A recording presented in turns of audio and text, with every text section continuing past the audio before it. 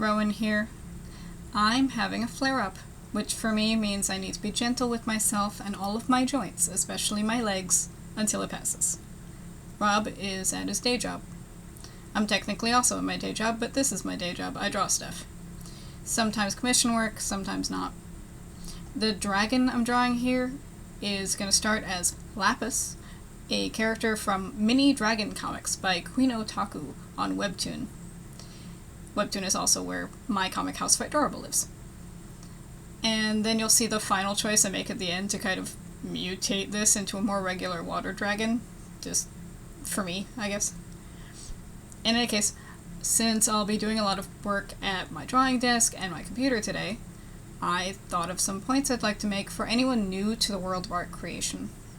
This should also include taking care of yourself, like making sure to stay hydrated, stretching your arm, making sure there's good wrist hygiene going on so you don't hurt yourself. That's not how I got the flare-up, but in general, it's a good idea to not push yourself to the point of hurting yourself, and also keep track of what your body's doing and what your body needs in general. Make sure to eat and go to the bathroom. Sometimes people forget to do that, so I'm just reminding everybody, do these things. But beyond that, let's talk about death of the author, and vice versa. We're not talking literal death here. That'd be bad.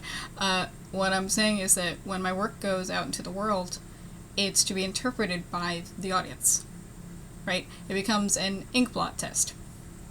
I have no control over what my audience sees, as they're going to see it through the lens of their own experiences. That having been said, if someone asks me what I meant by one piece or another, I'll happily discuss the inspiration of my work. Obviously, I do it on this channel all the time. If someone approaches me with, the sentence, "This is what you meant by this," if they're right, I'll confirm. If they're wrong, I will correct them.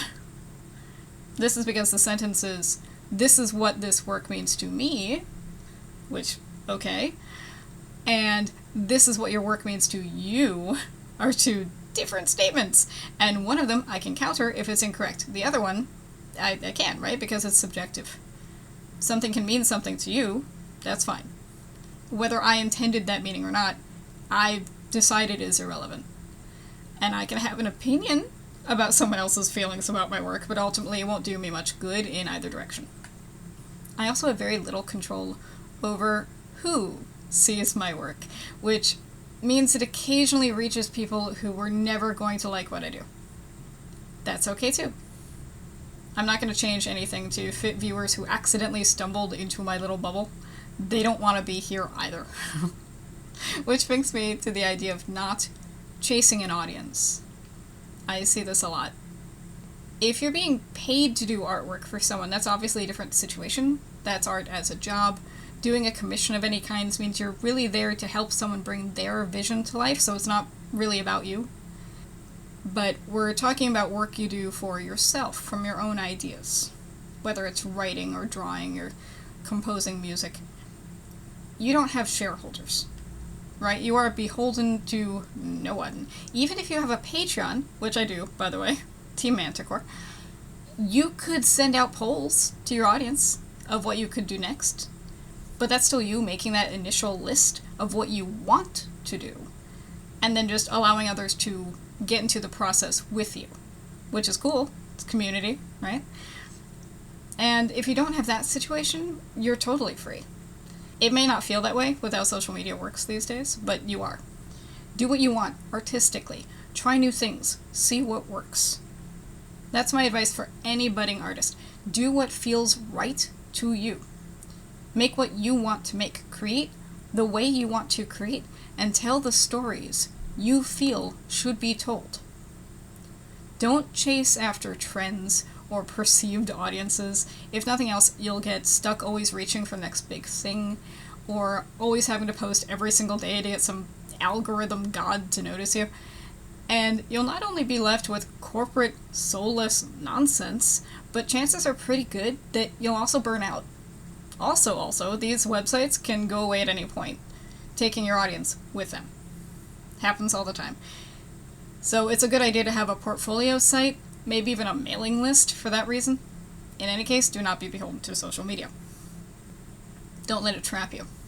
Instead, think about who you are, what you want to learn, and what you want to say. Do you want to make people laugh? Do you want to say something life-changing? Do you want to just have fun? These are all valid. Above all else, though, create for yourself. Think of yourself as your number one fan. You will not always be. We have to think we suck a little bit so that we can continue to get better and grow, but create the things you wish were in the world.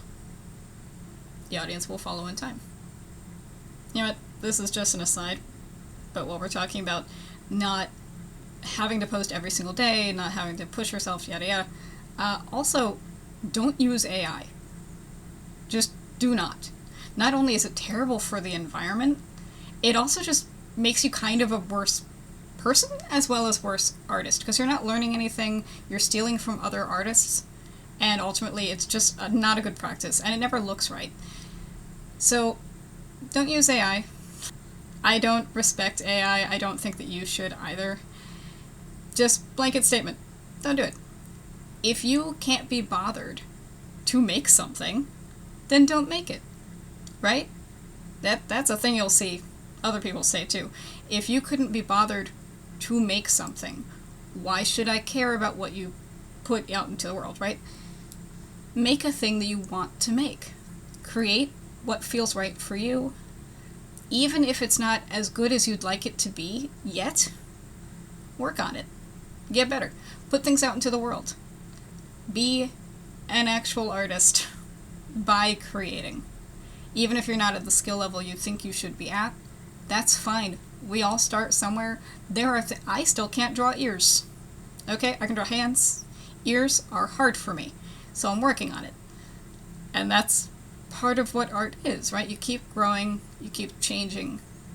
As you get older, you're going to grow and change anyway. Your art is going to follow you through your experiences. Your experiences will seep out into your artwork. That's natural, that's normal, and that's good. That's all for now. Tell me what you're working on in the comments, and rock on.